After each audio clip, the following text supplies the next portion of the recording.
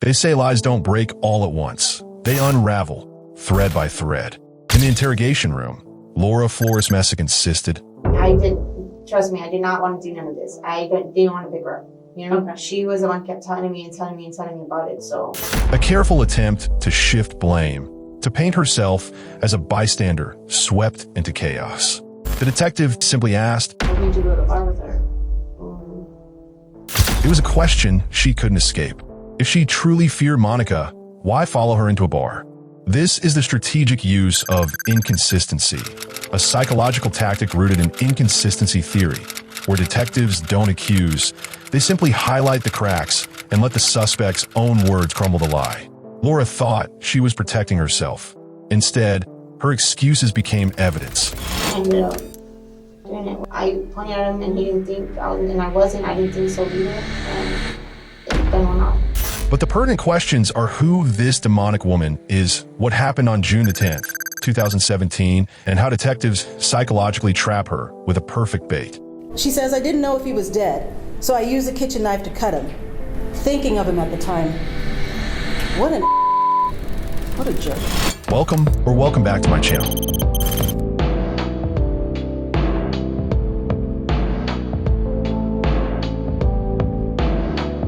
On the humid summer morning of June 10th, 2017, San Antonio, Texas, woke to heavy clouds and the residue of late-night storms.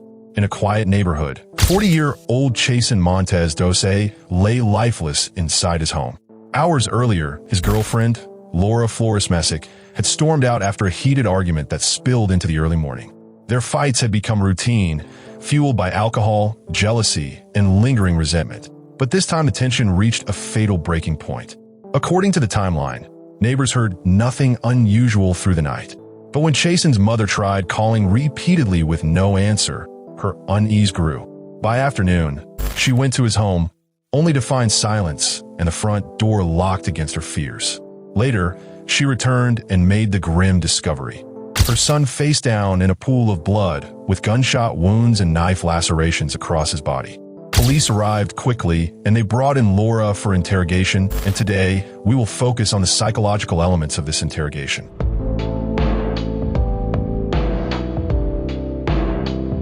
I just want to get a feel for what was going on, because I know that there was an argument involved, and then both families were calling off welfare checks and things like that over this week.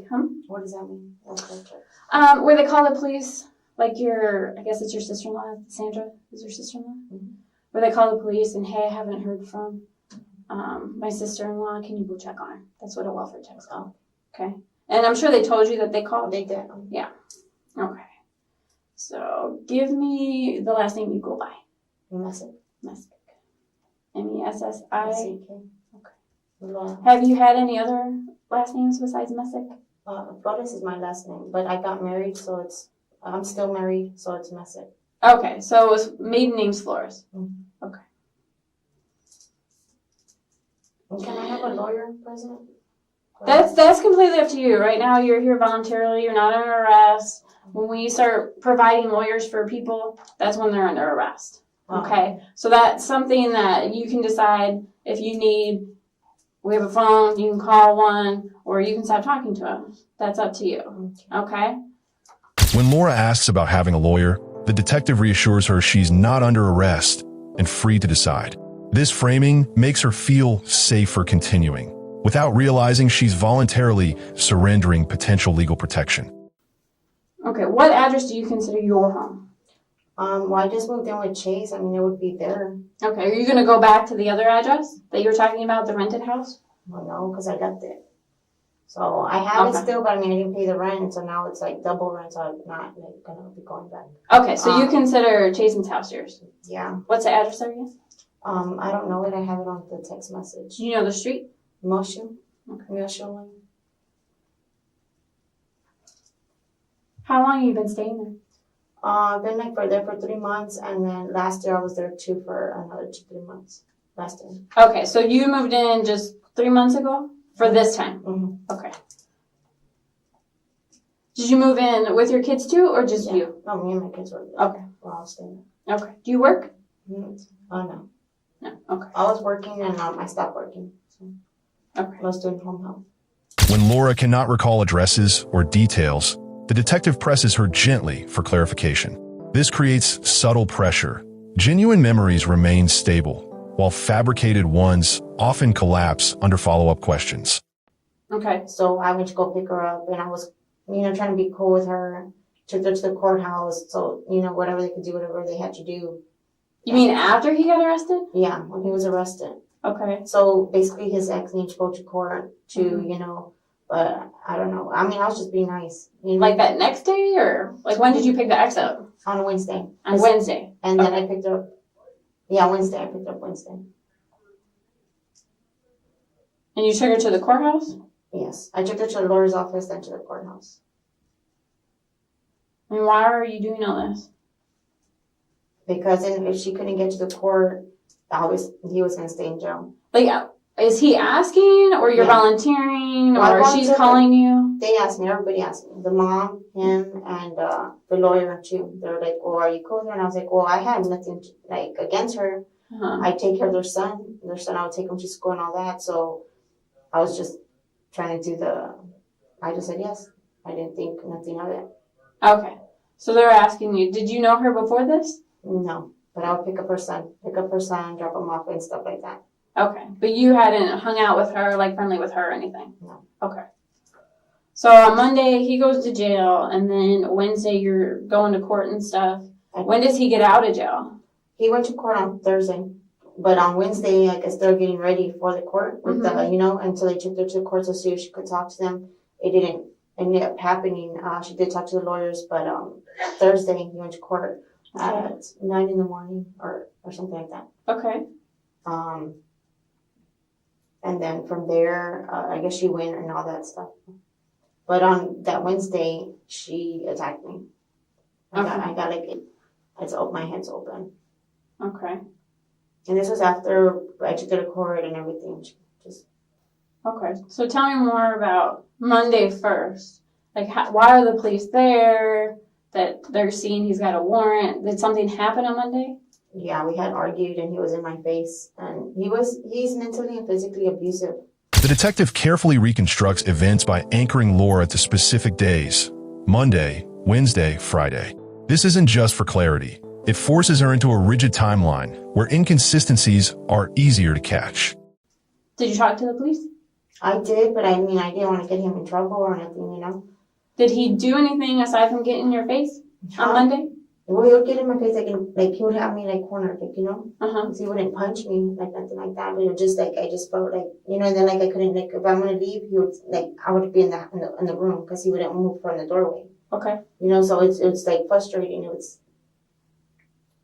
Okay. So he was arguing with you and had you cornered, but he didn't physically hit you? No, just touching motion or, getting in my face kind of way and stuff like that. But no, he did not punch me or anything like that. Okay. Did you wait for the police to get there on Monday? No, I ended up leaving. I took my daughter and we left. Okay. Just your one daughter? Yes. Okay. So when we argue, I usually like to just get up and leave. Uh-huh. And then when I'll come back, everything's kind of I love you, baby, I'm sorry, kind of thing. Okay. And what time on Monday is this all happening?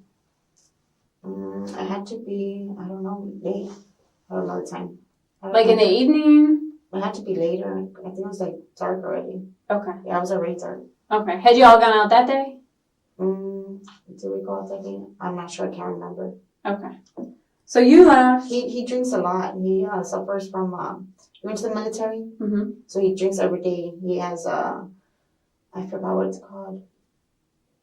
It's where they can't sleep or they're just thinking all the time and stuff like that. So I was trying to help him with the drinking part, stop drinking. And I just want to say that causes a lot of our problems because I have to work and the whole drinking and you know what I mean? So he doesn't work? Huh? He doesn't work? Mm-hmm. No. Is he on disability he doesn't work or he just hasn't found a job to work? He is retired. He's retired military. Mm-hmm. Okay. The detective lets Laura talk at length, even when her answers meander. Allowing her to dominate the conversation increases the likelihood of contradictions surfacing. The more she speaks, the more fragile lies become. And they were partying, and then when I came back, he's like, oh, have a drink, you know, and that's how it happened because I didn't want to be rude. You know, the second time I went back, I was like, I didn't want to be rude, so I drank with them. I had a bottle of wine there that I started drinking my wine. But that's what we're arguing about. Because we're like, you know, I told him, yes, someone died, but they didn't have to go partying and the drugs didn't have to be involved. Like, So you're arguing about the partying? well, yeah, because Okay. I understand that, but when they're partying, we started arguing. So it's like the whole drinking starts arguing. You get it? Mm-hmm. So that never, they didn't have to party there, you know? And especially they didn't have to do drugs either. What kind of drugs? Cocaine. Okay. Did he use the cocaine? Mm-hmm. Yeah. Is that a regular thing for him? Yeah. Cocaine use? It is? Mhm. Did he use anything else? Oh, well, Besides alcohol? and pills, he has all his, but those pills are all prescribed. Because remember, he has something, something, or PTSD? is that what it's called? When they're, I don't know, because when they're in the military, it's something that's called up there, they can't sleep, he has all his medication, a lot of medication, so. But as for illegal drugs, Yeah. it's just cocaine? Mm-hmm. Nothing That else? I know of. Okay. So that's what we argued about, and it's like, I get mad because I need to sleep. And I come home and I don't want to be, like, you know, then I end up drinking.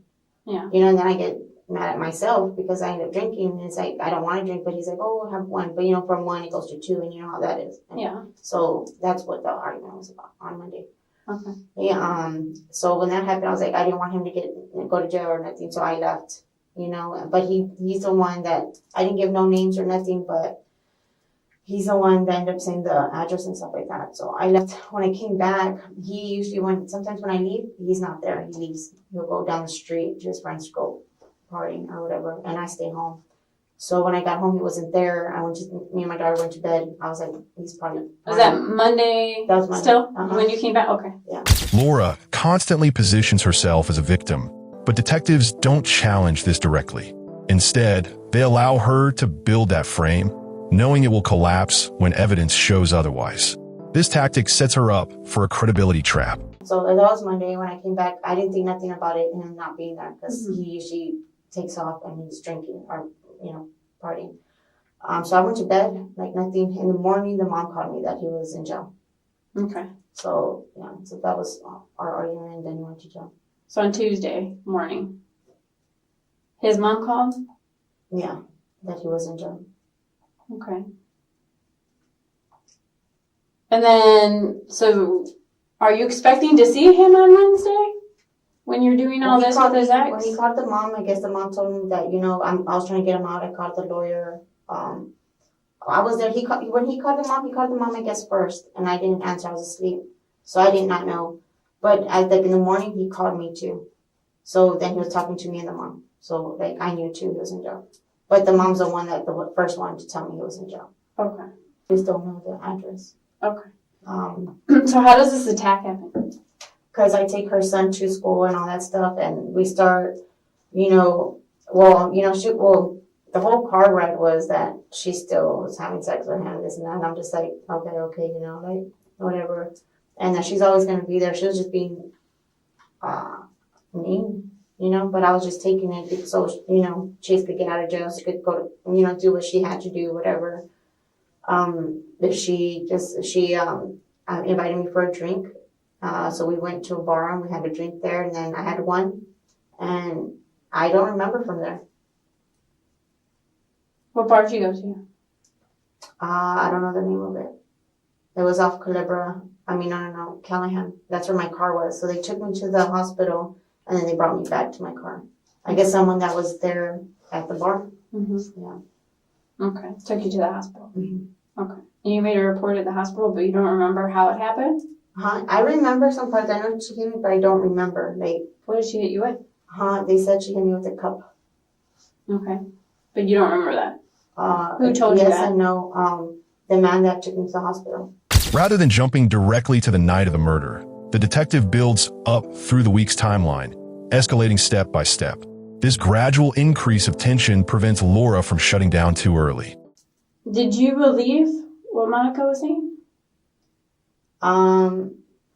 Yes and no. I was like, if it happened, it happened. But I know for a fact when I'm there, like, he's not with her because I'm there at the house and he's retired. And when I wasn't working, I just started this job too. So it's like me and him were home all the time. And then he would go to work, you know what I mean, with his dad. And then I worked as always together. So I kind of like, if it did, it probably happened when I wasn't living there, you know? So, I mean, I didn't really care if it happened when I wasn't around, but what I care about is when I'm there. Like when you started living with him. Yeah, that's what I care. Because, I mean, when we're just talking, I'm not going to say I never went out, you know? So it's like, that was him, you know? I don't really care for that. What I care about is like me when I'm there. And pretty much, like, if I wasn't there and I go to work, he would take care of my kids. So, you know, I don't think she wasn't there. So you didn't believe what she's saying, at least while you had been in the house. Yeah. Okay.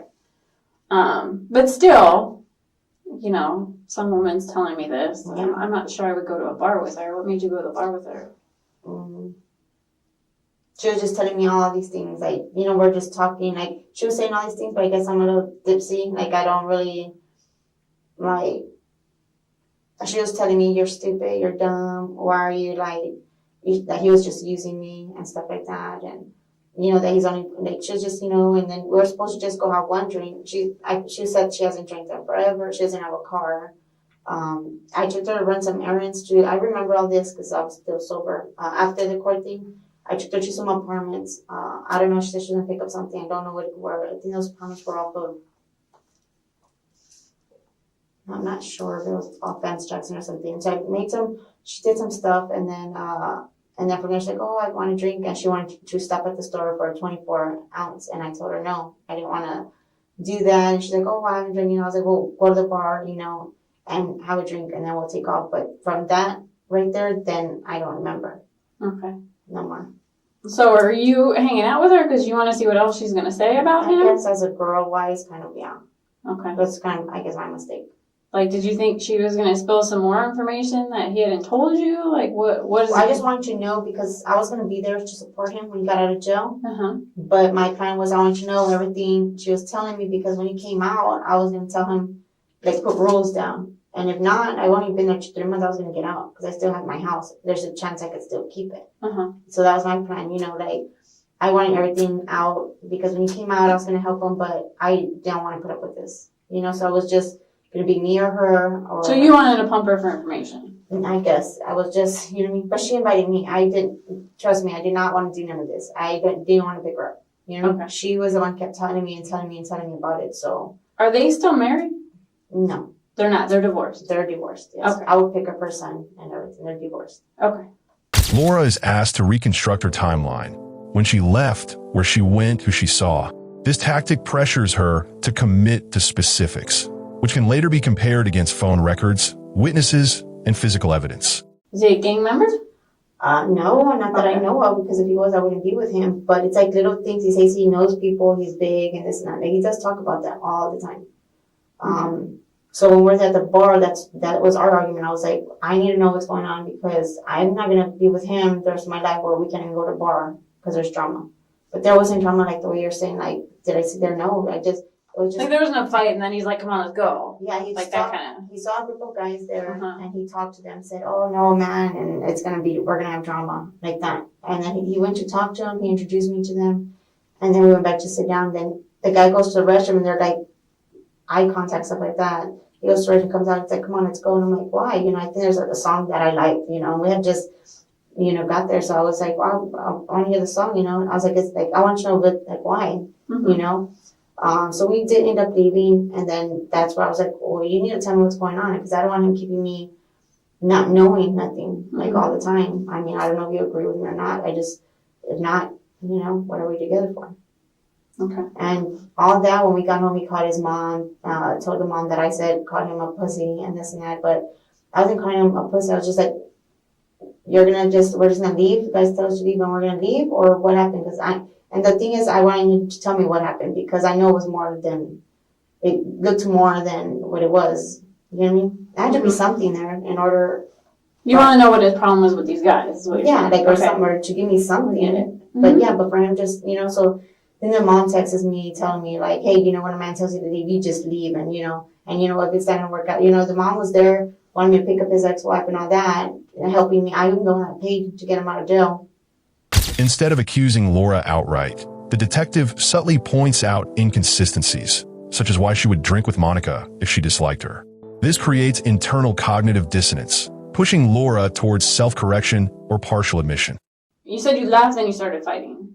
We started fighting, arguing, fighting, and Right. then I left, and then I came back, and then we started fighting and arguing again. Okay. So what time did you leave the first time? I don't know the time. Was it before or after midnight? I don't know. I don't want to like say the wrong time. Okay. So you leave. This first fight is involving the mom too? Well, the mom was like, he was calling the mom, and then the mom texted me, and and stuff like that. Okay. So you leave, and you leave with your daughter. Or no, your daughter stays there. Yeah, no, I left with my daughter. The first time you leave. And where'd you go? I dropped her off at my mom's house because we're arguing. I didn't want her to. You don't know where your mom lives. What's your mom's name? Rosa Amaguer. I know where she lives. Rosa what? Amaguer. I Spell know. for me. ALMARGUER. What street does she live I know how to get there too, but I don't know the address. on? Okay. Do you know her phone number? It's my cell phone. Okay, but you don't know about her? No. Okay. So you leave and you drop Jasmine off with your mom. Was it just Jasmine or did she have friends over? She had friends that day. The parents went to pick them up. Okay, so she wasn't there when all that. Uh, The friends weren't there. Okay. no. So you drop her off and then what? I dropped her off and then I went back. Okay. Did you tell him you were going back? He knows. He knows every time I argue, I leave. And I'll drop off my kids because I don't want my kids to see us arguing. Okay. How long did it take you to get back? I don't know. I don't know the times. I don't know the exact. But I mean, if time. you had to estimate how long you were gone for before you came back. It doesn't have to be exact, obviously, because I mean it's not like you're trying to map an out hour your or day. so, maybe. I don't know. It's only about an hour. It wasn't like 6 hours. No, Okay. So you come back in an hour and then what happens? and we're still arguing. About more now or just these guys? He told me basically said it wasn't gonna, he was just saying now that we were just arguing about the same thing, and then his ex too. Whenever Laura can't remember addresses, times, or sequences, detectives revisit those gaps. These lapses look less like stress and more like deception when repeated, undermining her credibility. Okay, so now you brought up the whole ex. Huh? You've brought up the He whole brought ex. her up. Okay. And, He brought her up. and what did he say about her? That she's a down bitch, and this and that, and I'm not. Okay. I mean, that would have pissed me off. Especially since she just attacked you. And I got him out of jail. And what'd you say about that? Huh? And what'd you say about that? He was basically insulting you. We just started fighting, and like though he always does, he keeps me in the room, doesn't let me out the room, and I'm trying to leave and stuff like that. And he got his gun and started. He has a gun? What kind of gun does he have? It was a handgun. Okay. Do you know a caliber? No. Okay. Where did he get it from? It was black. Okay. I didn't. You what? I ended up doing it. We're fighting, and then I was in the room. He wasn't letting me out, and then he had the gun, or whatever, and he put it down. He was talking to his mom, whatever, and I blanked out. I just couldn't take it no more. Okay.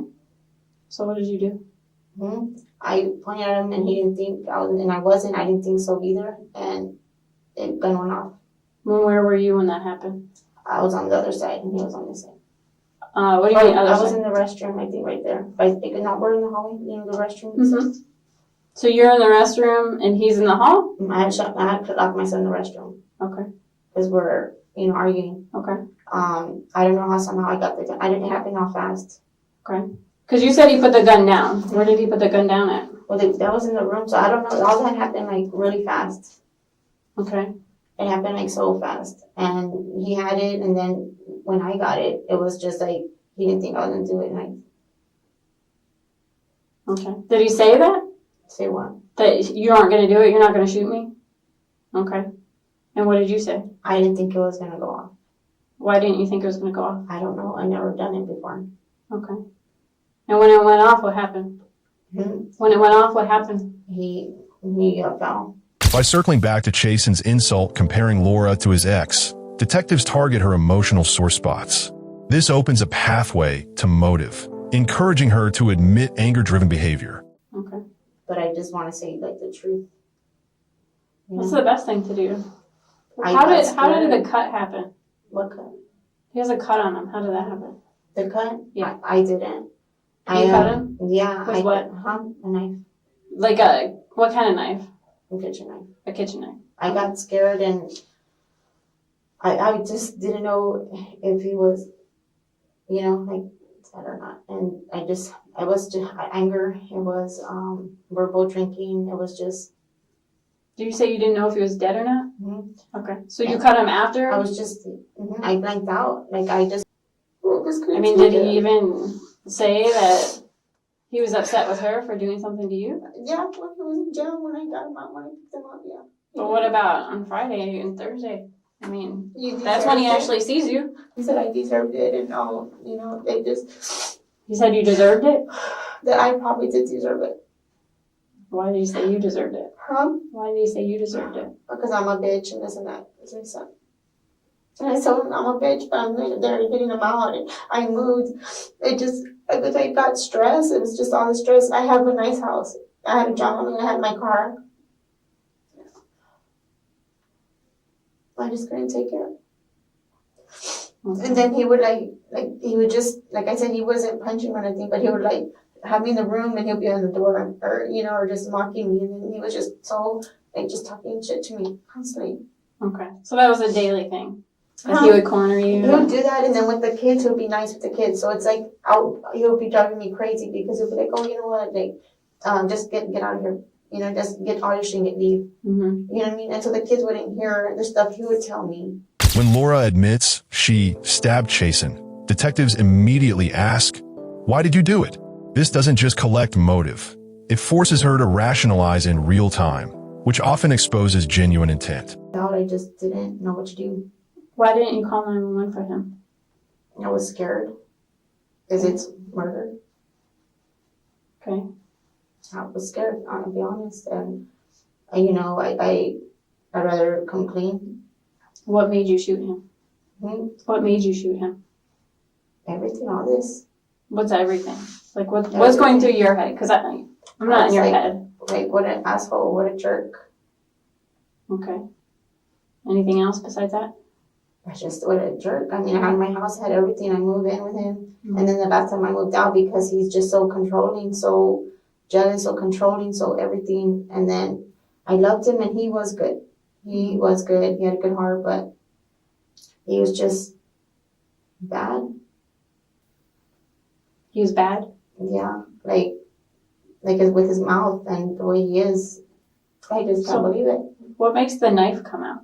Hmm? What makes the knife come out? I don't know. I blanked out. It was just anger. I just blanked out. I don't know. Okay. I don't know. It's just. Did you try and check on him to see if he was breathing or moving or anything, or is that why the knife came out? I don't know. I don't remember. Okay. I mean, I was there. I remember I was there, but I'm just. It was the fighting, it was the anger, and it was the alcohol. Okay. So I just want you to be honest. it's the best thing because it's all going to come out and it looks worse if I would not say you lie about it and then later you want to try and explain it, then it looks worse.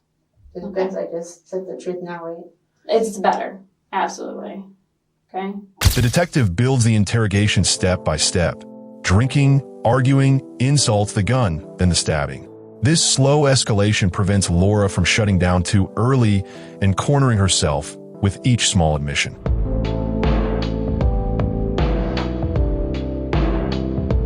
From a legal standpoint, the interrogation secured what prosecutors need most, a confession backed by motive and corroborating inconsistencies. Laura Flores-Messick first positioned herself as a victim, but under careful questioning admitted to shooting Chasen and later stabbing him, eliminating a self-defense claim. Detectives drew out her contradictions, compared her story against external witnesses, and highlighted her emotional triggers, creating a narrative of anger and intent rather than fear. Her own words placed her at the scene, described her actions, and established malice. In court, this confession, paired with physical evidence, forms the foundation for conviction beyond reasonable doubt.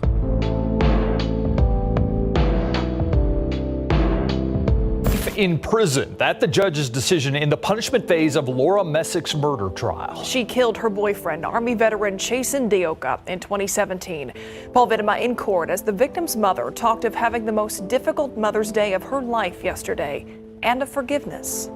In 2019, Laura Flores Messick was found guilty of murdering her boyfriend, Chasen Montez Dose, in San Antonio, Texas.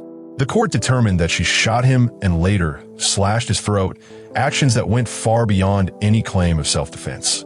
During trial, prosecutors emphasized her shifting accounts and the brutality of the crime, arguing that her behavior showed anger and intent rather than fear. After deliberation, the jury convicted her of murder and the judge sentenced her to life in prison. Under Texas law, this means she must serve at least 30 years before becoming eligible for parole. He taunts her, saying, "You won't do it." She says she shoots him while she's in the bathroom and he's in the hallway. Detective's next question, what about the stab wound? She says, "I didn't know if he was dead, so I used a kitchen knife to cut him, thinking of him at the time." What a jerk. The sentence reflected not only the severity of the crime, but also the danger prosecutors argued she posed if ever released. For the victim's family, the judgment delivered some sense of justice, though it could not undo the loss. The case stands as a sobering reminder of how toxic relationships can escalate into irreversible tragedy.